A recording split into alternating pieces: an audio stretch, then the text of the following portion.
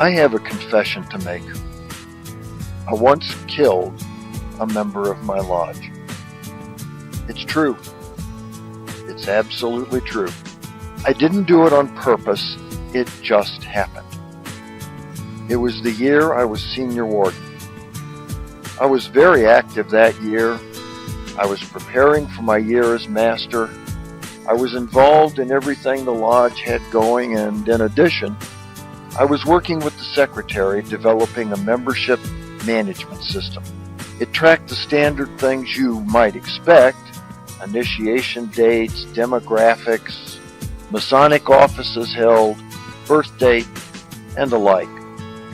When the secretary requested a new feature, I'd add it and test it out in a database that was a duplicate of the live information he used. On occasion, I would refresh the test data I had from the live system the secretary had, so the information I had was nearly as complete as his. In fact, on one occasion, the secretary called to say his computer had crashed and he hadn't been making backups, so we used my data to recover. Each year for Christmas, my lodge delivers flowers to the widows of our former members.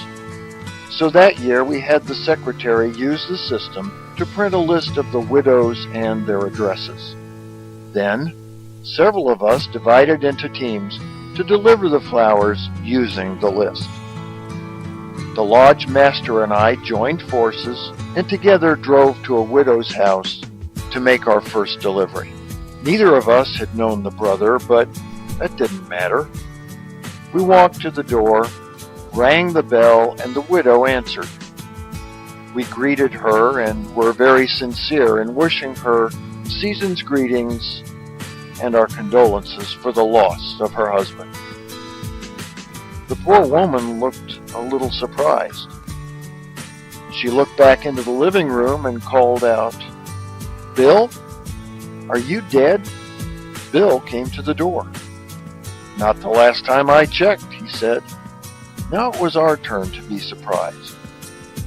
The master and I apologized for the clerical oversight and made a hasty retreat. It turns out, when I sent the secretary that test database to recover his lost data, I had been using Bill's name to test the method for marking brothers as having passed away. Prior to restoring the data, I did not resurrect him. You might blame me for this little oversight, but I prefer to think of it as a computer error. By the way, we let Bill's wife keep the flowers. For the Whence Came You podcast, this is Steve Harrison with the Masonic Minute.